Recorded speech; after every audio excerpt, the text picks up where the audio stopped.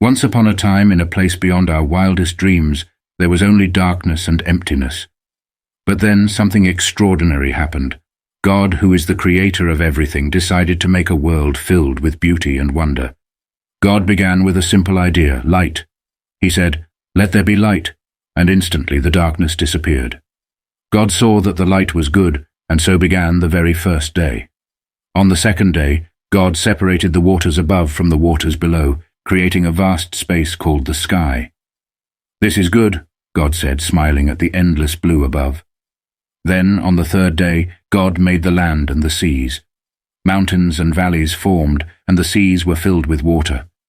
God looked at the world, and it was good. Now, God wanted to decorate this magnificent world. On the fourth day, God created the sun to shine brightly during the day, the moon to glow softly at night, and the stars to twinkle like tiny diamonds in the sky. God was delighted with the celestial show.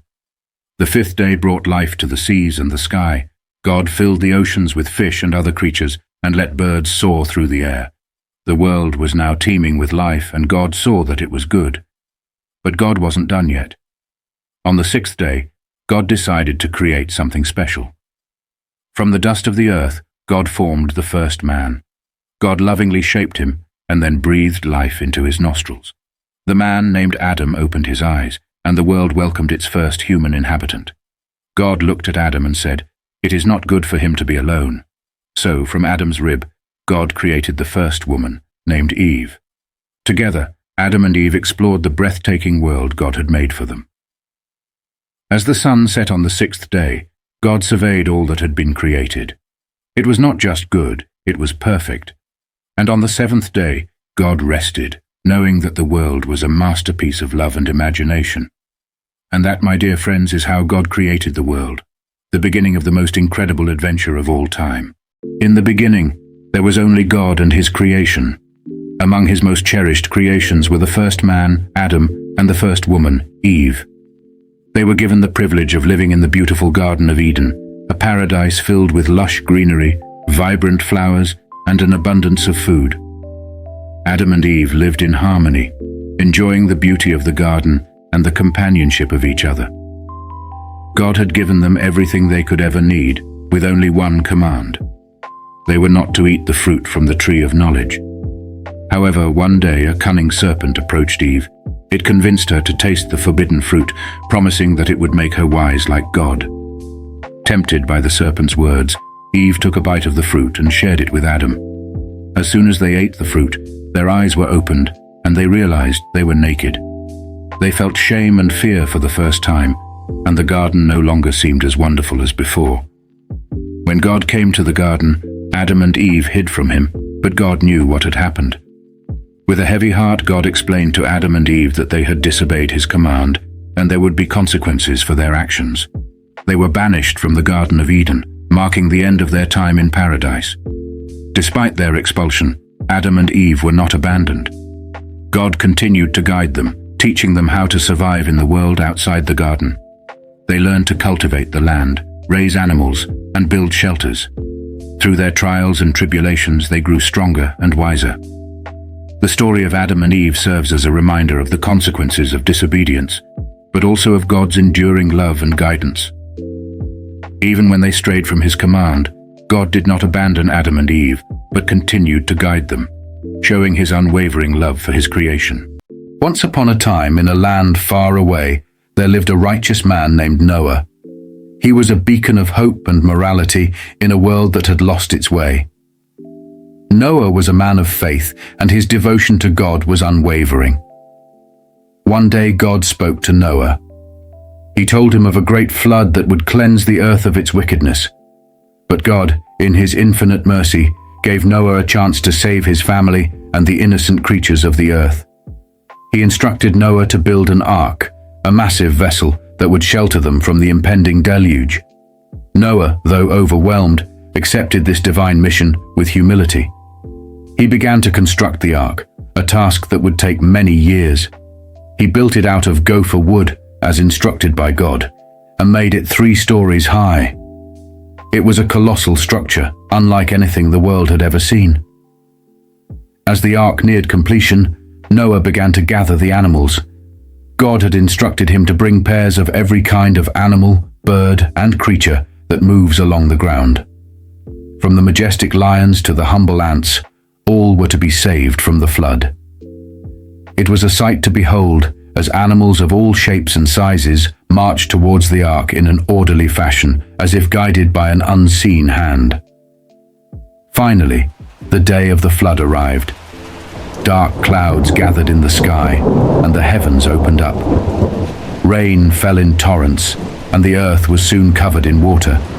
But Noah, his family, and the animals were safe inside the ark. For 40 days and 40 nights the rain continued, but the ark, a testament to Noah's faith and obedience, withstood the storm. When the rain finally stopped, Noah sent out a dove to see if the waters had receded. The dove returned with an olive leaf, a sign that dry land had appeared once again.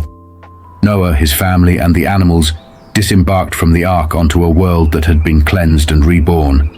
They thanked God for their salvation and started life anew, promising to uphold righteousness and morality. And so, the story of Noah's Ark serves as a reminder of God's mercy and the power of faith.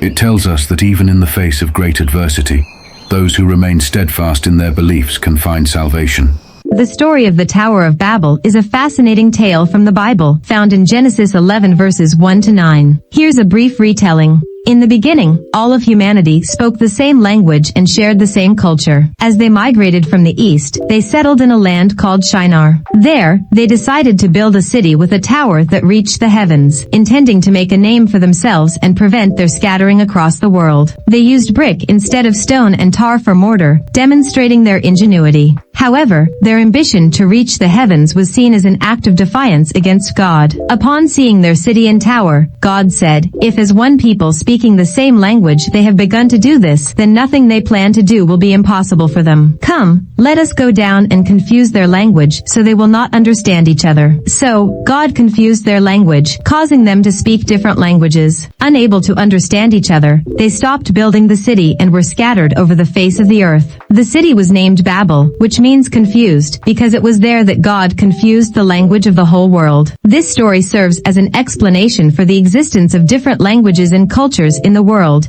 and a reminder of human limitations and the importance of humility. Abraham, a man of great faith, was one day tested by God. God commanded Abraham to take his beloved son, Isaac, to the land of Moriah and offer him as a burnt offering on one of the mountains that God would show him. This was a test of Abraham's faith, as Isaac was the son through whom God had promised to fulfill his covenant.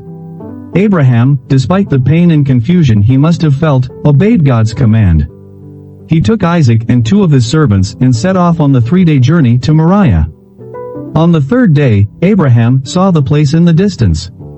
He told his servants to stay behind while he and Isaac went to worship and then return. As they walked, Isaac, unaware of God's command, asked his father where the lamb for the burnt offering was. Abraham replied, "God will provide for himself the lamb for the burnt offering, my son." When they reached the place God had told him about, Abraham built an altar and arranged the wood. He then bound Isaac and laid him on the altar on top of the wood. Just as Abraham was about to slay his son, an angel of the Lord called out to him from heaven, "Abraham, Abraham." He answered, "Here I am." The angel said, "Do not lay a hand on the boy. Do not do anything to him. Now I know that you fear God, because you have not withheld from me your son, your only son." Abraham looked up and saw a ram caught by its horns in a thicket. He went over, took the ram, and sacrificed it as a burnt offering instead of his son. So Abraham named that place, "The Lord will provide." This story is a powerful testament to Abraham's faith in God. Despite the immense difficulty of the task, Abraham was willing to obey God's command, trusting that God would provide. And indeed, God did provide, sparing Isaac and providing a ram for the sacrifice. This story serves as a reminder of the rewards of unwavering faith and obedience to God's will.